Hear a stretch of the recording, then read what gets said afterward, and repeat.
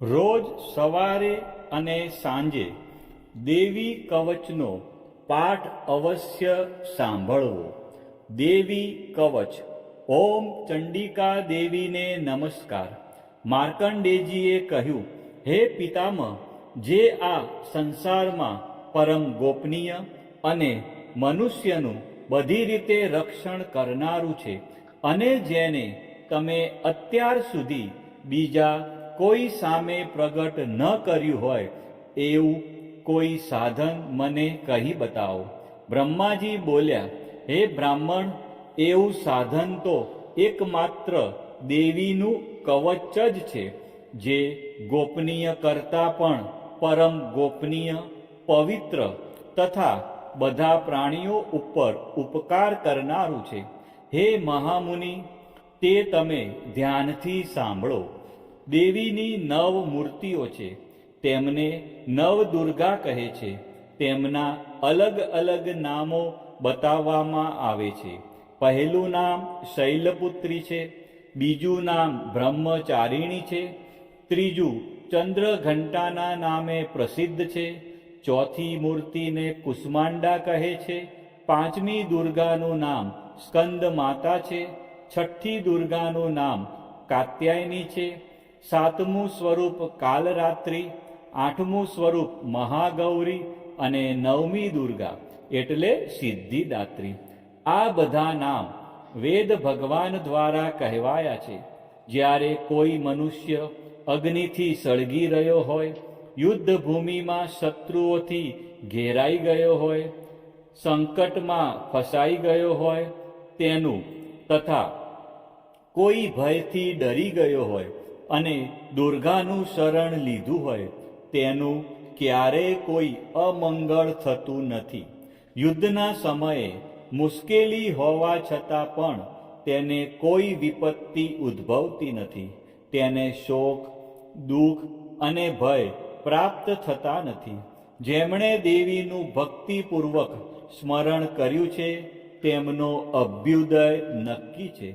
હે દેવી, જેઓ તમારું ચિંતન કરે છે તેમનું તમે ચોક્કસ કલ્યાણ કરો છો અને રક્ષણ કરો છો. ચામુંડા દેવી પ્રેત ઉપર આરૂઢ થયેલા હોય છે અને વારાહી પાડા પર સવારી કરે છે. ઐન્દ્રીનું વાહન ઐરાવત હાથી છે. વૈષ્ણવી ગરુડ પર આવે છે અને માહેશ્વરી આખલા પર આરૂઢ થયેલા છે. કૌમારીનું વાહન મોર છે.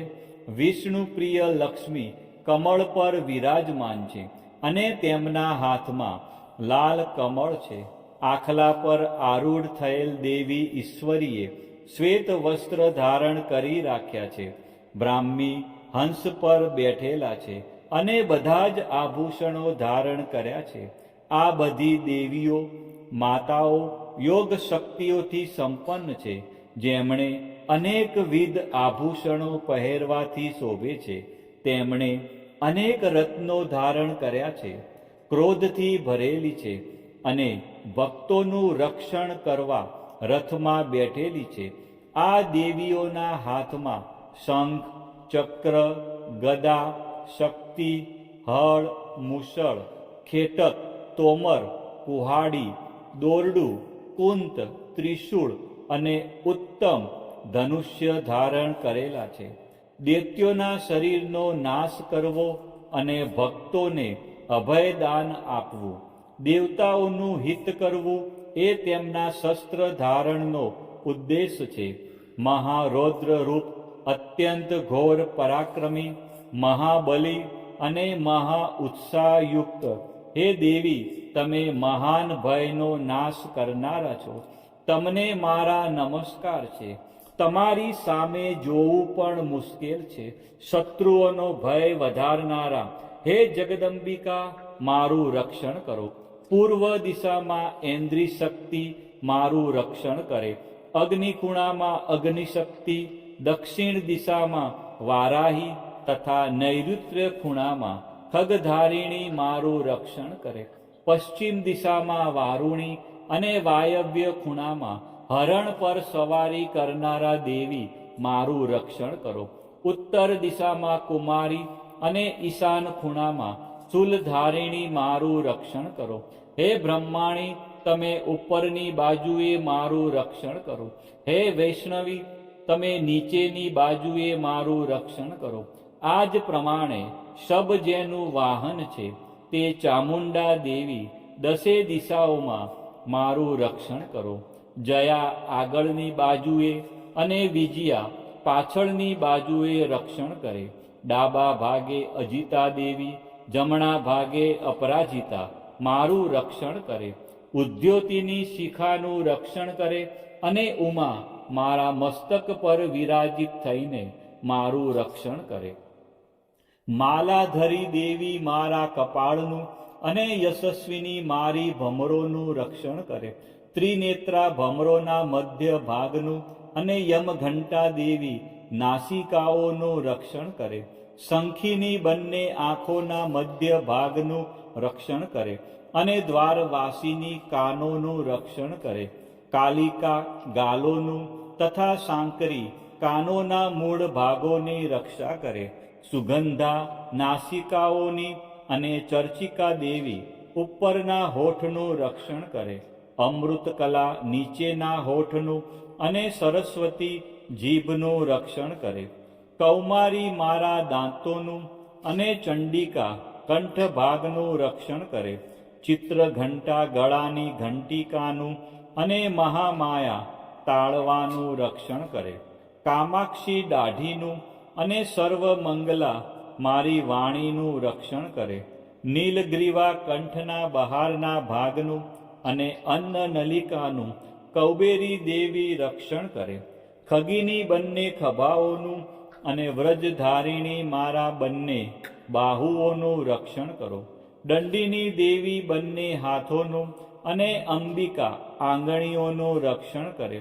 શુલેશ્વરી નખોનું રક્ષણ કરે અને કુલેશ્વરી કુખ પેટનું રક્ષણ કરો. મહાદેવી બંને સ્તનોનું અને શોક વિનાશીની મનનું રક્ષણ કરે. લલિતા દેવી હૃદયનું અને શૂલધારિણી ઉદરનું રક્ષણ કરે. કામિની નાભીનું અને ગુહેશ્વરી ગુહ ભાગનું રક્ષણ કરો. પૂતના અને કામિકા લિંગનું અને પાડાને વાહન બનાવનાર દેવી ગુદાનું રક્ષણ કરે. ભગવતી કટી પ્રદેશનું અને ઘૂંટણોની રક્ષા વિંધ્યવાસીની કરે. સર્વ કામનાઓ પૂરી કરનારા દેવી જંઘાઓનું રક્ષણ કરે. નારસિંહ દેવી પિંડીઓનું રક્ષણ કરે. તેજસી બંને પગોના પૃષ્ઠ ભાગનું રક્ષણ કરે. શ્રીદેવી પગોની આંગળીઓનું અને તલવાસીની દેવી પગના તળિયાનું રક્ષણ કરે. પોતાની વિકરાળ દાઢોથી ભયંકર દેખાતા કરાલી દેવી નખોનું અને ઉદ્ધવકેશીની દેવી વાળનું રક્ષણ કરે. કૌબેરી રૂવાંટીના છિદ્રોનું અને વાઘેશ્વરી ત્વચાનું રક્ષણ કરે. પાર્વતી રક્ત મજ્જા વસા માંસ હાડકા અને મેદનું રક્ષણ કરે. કાલરાત્રિ આંતરડાઓનું અને મુકુટેશ્વરી પિત્તનું રક્ષણ કરે. પદ્માવતી કમળ કોષોના મૂળ આધારનું અને ચૂડામણી કફનું રક્ષણ કરે. જ્વાળામુખી નખોના તેજનું અને અભેગા સમસ્ત સાંધાઓનું રક્ષણ કરે. હે બ્રહ્માણી તમે મારા વીર્યનું રક્ષણ કરો. હે છત્રેશ્વરી મારી છાયાનું રક્ષણ કરો. હે ધર્મધારિણી મારા અહંકાર મન અને બુદ્ધિનું રક્ષણ કરો. હે વ્રજ ધારણ કરનાર દેવી મારા પ્રાણ અપાન વ્યાન ઉદાન અને સમાનનું રક્ષણ કરો. કલ્યાણથી શોભતા હે દેવી મારા પ્રાણનું રક્ષણ કરો. યોગીની દેવી રસ રૂપ ગંધ શબ્દ અને સ્પર્શનું અને હે નારાયણી તમે મારા સત્વ રજ અને તમો ગુણનું રક્ષણ કરો. વારાહી આયુષ્યનું રક્ષણ કરે. વૈષ્ણવી ધર્મનું રક્ષણ કરે તથા ચક્ર ધારણ કરનારા દેવી યશ અને કીર્તિ લક્ષ્મી અને ધનનું તેમજ વિદ્યાનું રક્ષણ કરો. હે ઇન્દ્રાણી તમે ગોત્રનું રક્ષણ કરો. હે ભૈરવી પત્નીનું રક્ષણ કરો. હે ચંડિકા મારા પશુઓનું રક્ષણ કરો. હે મહાલક્ષ્મી, પુત્રોનું સંતાનોનું રક્ષણ કરો. હે સુપથા દેવી, મારા પથનું અને ક્ષેમકરી દેવી મારા માર્ગનું રક્ષણ કરે. હે મહાલક્ષ્મી, રાજદ્વારી કાર્યોમાં મારું રક્ષણ કરો. તથા સર્વ બાજુએ રહેલા વિજયા ચારે બાજુ રહીને રક્ષણ કરો.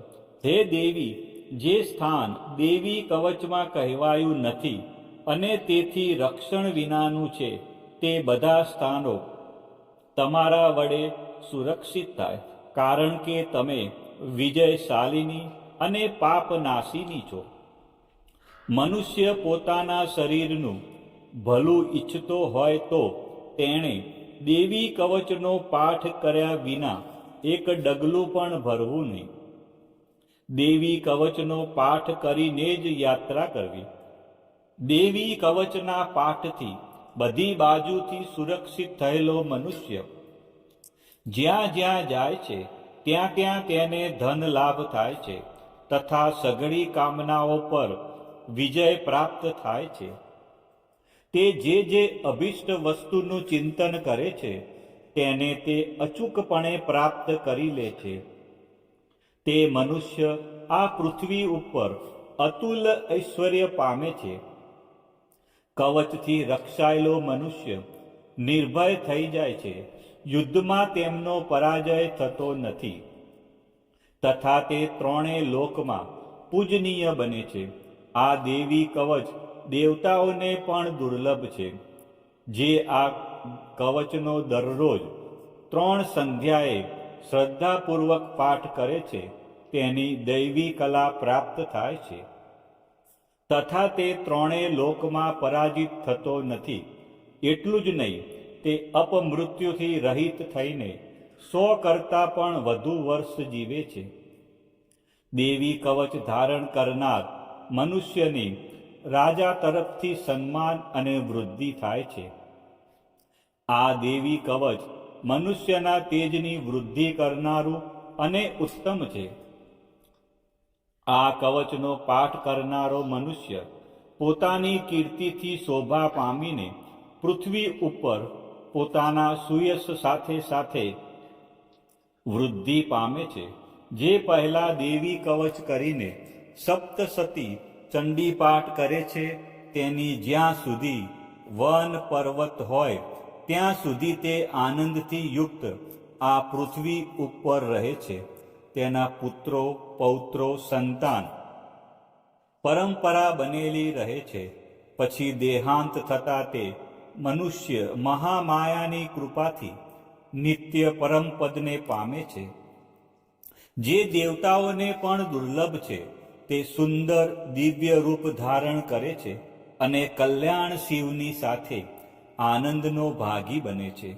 દેવી કવચ સમાપ્ત. બોલો શ્રી અંબે માત કી જય.